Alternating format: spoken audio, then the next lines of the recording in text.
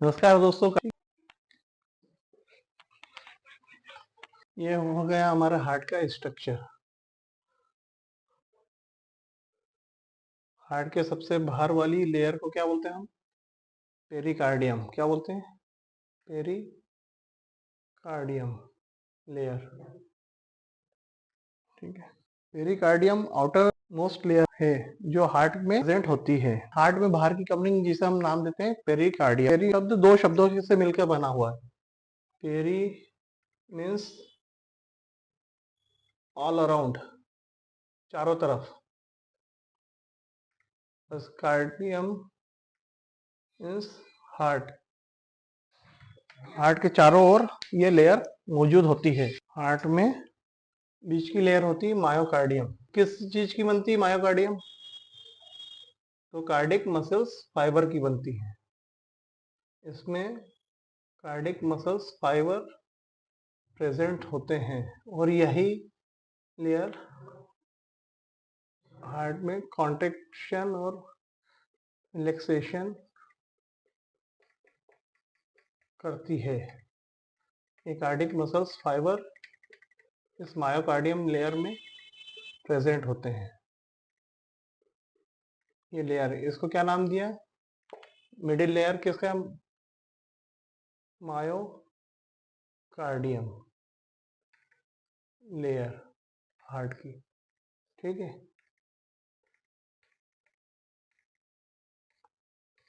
ठीक है।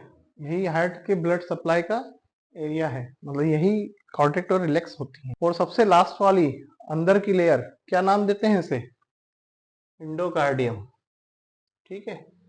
ये सबसे अंदर की लेयर, इसे बोलते हैं हम, इस लेयर को बोलते हैं इंडोकार्डियम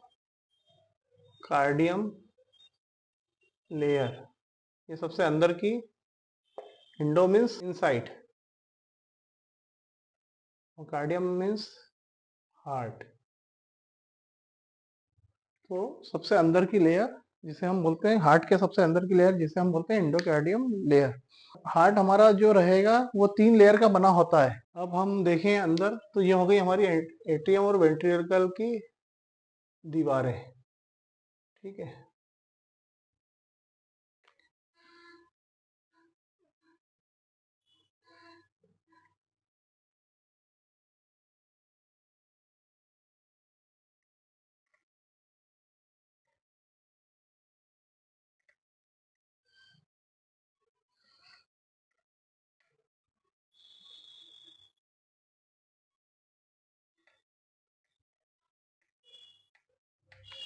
ये हो गई हमारी एट्रियम और वेंट्रिकल की दीवारें।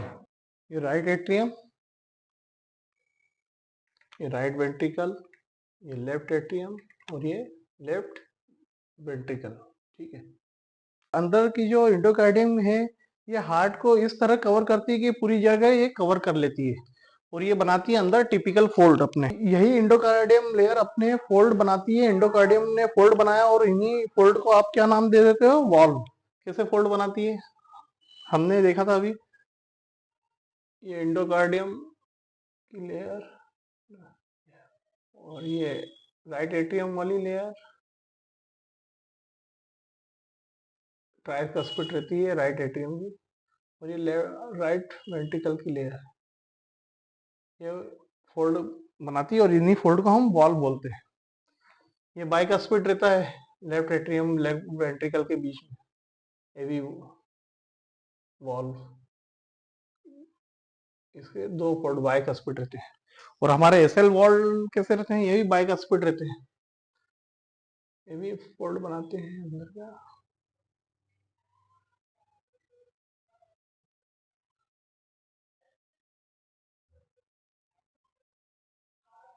वॉल्व यहाँ रहते हैं।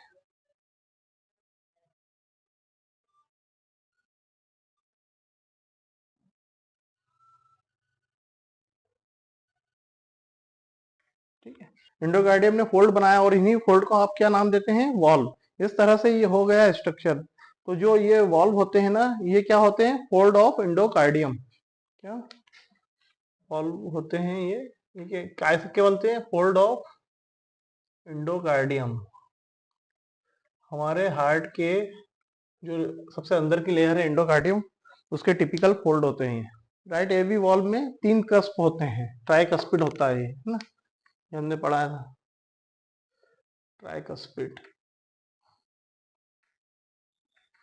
और एट्रियम और वेंट्रिकुलर के बीच में जो एवी वॉल है लेफ्ट साइड में, वो बाइकस्पिड रहता है, 2 कस्प होते हैं, कस्पिड। और हमारे एसएल वॉल भी में 2 कस्प होते हैं, बाइकस्पिड, 2 कस्प वाले वॉल। ठीक है, तो आपने क्या कहा कि एंडोकार्डियम लेयर से जो ये वॉल बनते हैं, यह एक दिशा में ब्लड लाने का कार्य करते हैं। ठीक है, नाउ अगला word, conducting system of heart. Heart का conducting system, conducting system of heart. ठीक है, ये हो गया हमारा हार्ट।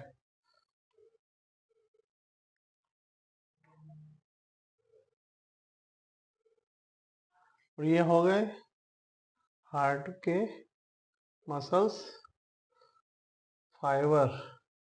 क्या नाम देते हैं इनमें हम? कार्डिक,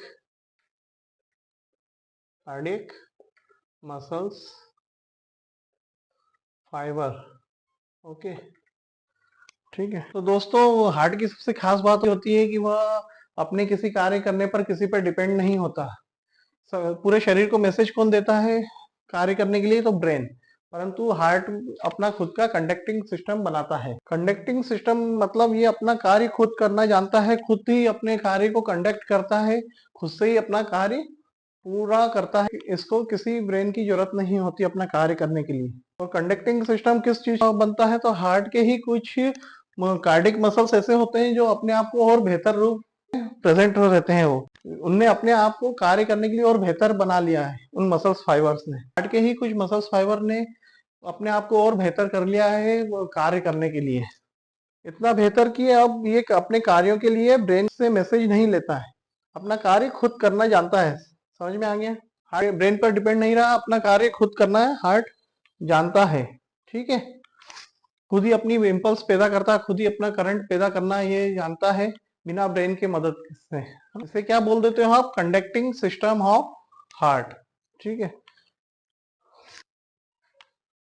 ये modified muscles fibre. Right atrium में लगा है ऐसे नोट, है ना, ये ऐसे नोट,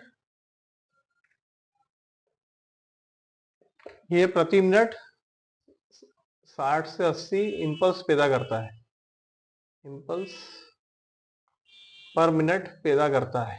ठीक है, ऐसे नोट प्रति मिनट 75 बार करंट पैदा करेगा। यही तो हार्ट रेट होता है। कितना करंट पैदा होगा? तो 60 से 80 पर मिनट। ठीक है, इम्पल्स पैदा करता है ऐसे नोट। ये इम्पल्स ऐसे नोट से होते हुए कहाँ जाएगा? तो atrioventricular node, AB node. क्या नाम देते हैं इसको? AB node. ये कितनी इम्पल्स पैदा करता है? यह 40 इम्पल्स पैदा करता है प्रति मिनट, है ना, एबी नोड। कितना करंट पैदा करेगा ये? 40 impulse per minute. AB node से ये इम्पल्स कहाँ जाती है? बंडल ऑफ हिल्स में। एबी नोड से ये इम्पल्स जाती है बंडल ऑफ हिल्स में। Bundle of hills right ventricle में जाते हैं, तो राइट, है ना, 2 पार्ट में डिवाइड होते हैं, और एक जाता है left ventricle. Bundle of His, AB node से होता हुआ ये करंट बंडल ऑफ हिल्स में जाता है। बंडल ऑफ हिल्स 2 पार्ट में डिवाइड होती है, एक राइट वेंट्रिकल में जाती है, एक लेफ्ट वेंट्रिकल में जाती है। ये कितना इम्पल्स पैदा करती है? ये पैदा करती है 20 to 40, है ना, इम्पल्स पर मिनट। ये इतना 20 से 40 इम्पल्स पर मिनट करंट पैदा करता है बंडल ऑफ हीस। ठीक है, अब बंडल ऑफ हीस से ये करंट छोटे छोटे धागों में बिखर जाएगा पूरे हार्ट में। वो धागे जो हार्ट में पूरे फैल जाएंगे, हम इन छोटे छोटे धागों को क्या नाम देते हैं? Purkinje fibre. Bundle of his से ये छोटे छोटे धागे पूरे हार्ट में फैले रहेंगे, है ना। हम इनको क्या नाम देते हैं? Purkinje fibre. ये कितने कितने इम्पल्स पैदा करते हैं परकेंजी फाइबर? तो 20 इम्पल्स पैदा करते हैं पर मिनट। 20 इम्पल्स करंट पैदा करते हैं पर मिनट। तो हमने कहा जो हार्ट है हमारा, इस हार्ट को किसी ब्रेन पर डिपेंड होने की जरूरत नहीं, यह खुद ही अपना कार्य करने के लिए कंडक्टिंग सिस्टम कंडक्ट करता है। ठीक है, कंडक्टिंग सिस्टम के माध्यम से करंट पैदा करता है, खुद का अपना करंट बनाता है और उसी से ये कार्य करता है। और इसी करंट के कारण हार्ट कॉन्ट्रैक्ट और रिलैक्स होते हैं। करंट कहाँ से शुरू हुआ? तो ऐसे नोड से 1 मिनट में 60 से 80 इम्पल्स इनने पैदा की। कितनी हमारी कार्डियक साइकिल होती है? 60 से 80। अब 60 से 80 कार्डियक साइकिल होगी हमारी, तो हार्ट हमारा 60 से 80 बार कॉन्ट्रैक्ट और रिलैक्स करेगा। तो 60 से 80 बार कार्डियक साइकिल जनरेट हो जाती है ऐसे नोड से। ठीक है, ओके। 60 से 80 इम्पल्स आती है, इसलिए ऐसे नोड को क्या बोलते हैं? हमारे हार्ट का पेस मेकर। ठीक है, पेस मेकर वो जो किसी भी चीज का पेस मतलब क्या होता है? स्पीड, गति ना। ठीक है, पेस मेकर वो जो किसी भी चीज का पेस बनाए रखता है। ये हमारे हार्ट का पेस बनाए रखता है, हमारे हार्ट में करंट पैदा करता है ऐसे नोड।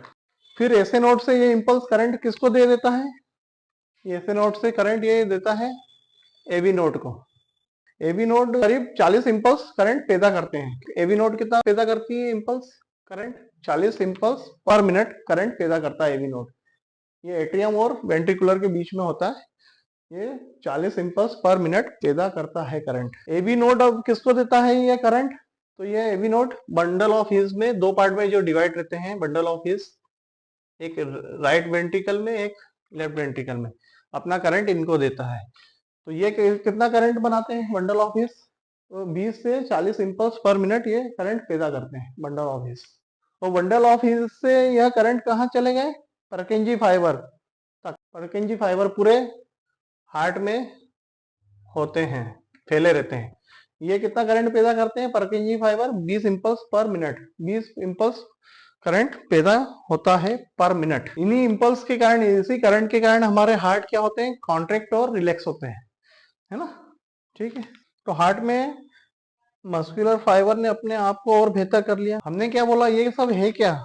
ये कार्डिक मसल्स फाइबर का एक बेहतर रूप होता है, बेहतर हिस्सा होता है कार्डिक मसल्स फाइबर का। तो ये पूरे के पूरे किसमें फैल जाएंगे? हार्ट में। ठीक है, हार्ट मसल्स फाइबर ने अपने आप को बेहतर कर लिया, और जब बेहतर कर लिया उससे हम क्या नाम देते हैं? Conducting system of heart.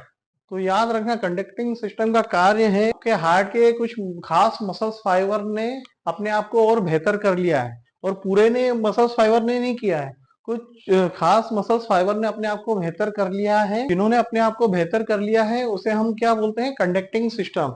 Okay, conducting system जो करंट पैदा करते हैं और पूरे हार्ट में करंट बांट देते हैं, जिससे हमारे राइट एट्रियम और वेंट्रिकल कॉन्ट्रैक्ट और रिलैक्स होते हैं। करंट की मदद से हमारे एट्रियम और वेंट्रिकल कॉन्ट्रैक्ट और रिलैक्स करते हैं। धन्यवाद दोस्तों, अब आगे कल कंटिन्यू करेंगे। हमारे वृंदावन में एक बुजुर्ग माता रहती थी। अपने घर से निकाले जाने के कारण वो माता कई दिनों तक उपवास पे रही, परंतु जब आसपास की विधवा माताओं को पता चला तो उन्होंने उनके भोजन के लिए कुछ मदद की। जो वास्तविक प्रेम है वो प्रेम तो केवल श्रीधाम वृंदावन में ही है। अपने घर से निकाले जाने के बाद ये माताएं ही एक दूसरे का सहारा बन करके जी रही हैं। हाँ बेटा की याद तो आएगी, जब मन चाहेगी तो रोने लगेगी। बेटा की दुख से तो रोने लग जाएगी ना। इतनी कड़कती धूप में अपना पेट भरने के लिए इनको कई समस्याओं का सामना करना पड़ता है। कुछ यात्री आते हैं और केवल केले और बिस्किट दे करके चले जाते हैं। 40-45 डिग्री वाली भयंकर गर्मी के कारण ये माताएं बाहर निकल करके और भिक्षा भी नहीं मांग सकती। इसलिए हमारी संस्था प्योर डिवोशन फाउंडेशन इन माताओं के लिए राशन की उचित व्यवस्था इन्हीं की भजन कुटी तक उपलब्ध कराती है। इसलिए आप सभी से प्रार्थना है कि धाम में रह करके भगवान का भजन करने वाली इन माताओं की मदद के लिए आप सभी लोग आगे आए। यदि आप भी इस एनजीओ से जुड़ना चाहते हैं या अपना योगदान देना चाहते हैं तो आप इनकी वेबसाइट www.thepuredevotion.in पर जाकर एक बार जरूर सर्च करें और मेरा विशेष अनुरोध है कि आप प्लीज एक बार जाकर उसे सर्च जरूर करें।